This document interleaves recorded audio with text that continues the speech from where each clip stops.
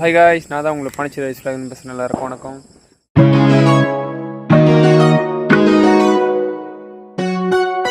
நம்ம தீபாவளிக்கு எது கொண்டாடுறோன்னா நரகாசுரனை கிருஷ்ணர் அழிச்சதாக கொண்டாடுறோம் எல்லாரும் சொல்கிறோம்.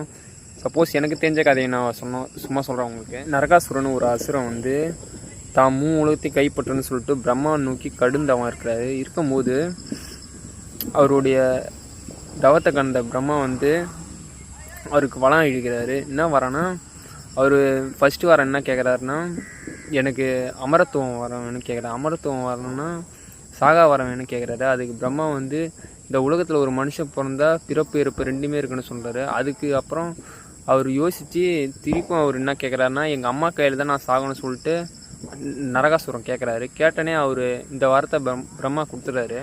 பிரம்மர் வந்து நரகாசுரனுக்கு வரத்தை கொடுத்துறாரு. வரத்தை கொடுத்துட்டுனே அவர் என்ன பண்ணுறாருன்னா, அங்கே இருக்கிற தேவர்களை மக்கள்கள்லாம் போட்டு கொடுமைப்படுத்திட்டுனே அவங்க போயிட்டு விஷ்ணுக்கிட்ட வந்து புகார் பண்ணுறாங்க. ஏன்னா அவர் தானே காத்தல் கடவுள். காத்தல்னா மொத்தம் கடவுளையும் தனித்தனியாக பிரிக்கலாம். ஒன்று படைத்தல், காத்தல், அழித்தல். படைத்தல் வந்து பிரம்மா, காத்தல் வந்து விஷ்ணு, அழித்தல் தான் சிவன். அதனால் போயிட்டு அவங்க விஷ்ணுக்கிட்ட முறையிடுறாங்க. முறையிட்டன்னு என்ன பண்ணுறாரு இவர்.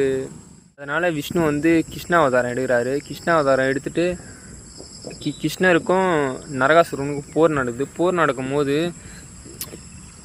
கிருஷ்ணர் என்ன பண்ணுறாருன்னா, போரில் வந்து மயக்க அடைஞ்ச மாரி ஒரு நாடகம் நடத்தினே அவங்க கூட வந்த சத்தியபாமா வந்து அவங்களுக்கு திருப்பும் நரகாசுரனை தாக்குனே நரகாசுரம் அங்கேயே செத்துட்டுனே என்ன நடக்குதுன்னா, இந்த சத்தியபாமா யாருன்னா ஃபஸ்ட்டு சொல்லியிருந்தல பூமாதேவி, அவங்களுடைய இன்னொரு அவதாரம் தான் சத்தியபாமா அவதாரமே.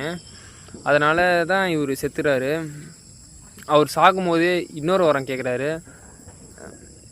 என்ன வரனா, நான் சாக போகிற அன்றைக்கி எல்லா மக்களும் மகிழ்ச்சியாக இருக்குன்னு சொல்லிட்டு ஒரு வரத்தை கேட்குறாரு. அது மட்டும் இல்லாமல் எல்லோரும் இனிப்போட சுவையோடு எல்லோரும் இருக்கணும்னு கேட்குறாரு. அதனால் விஷ்ணு வந்து அந்த வரத்தை அவர் கொடுத்துறாரு. இதான் எனக்கு தெரிஞ்ச கதை. மறக்காமல் நம்மளோட பாண்டிச்சேரி லைக் பண்ணுங்கள், சப்ஸ்கிரைப் பண்ணுங்கள். மறுபடியும் ஒரு வீடியோவில் பார்ப்போம். எல்லாருக்கும் ஹாப்பி தீபாவளி.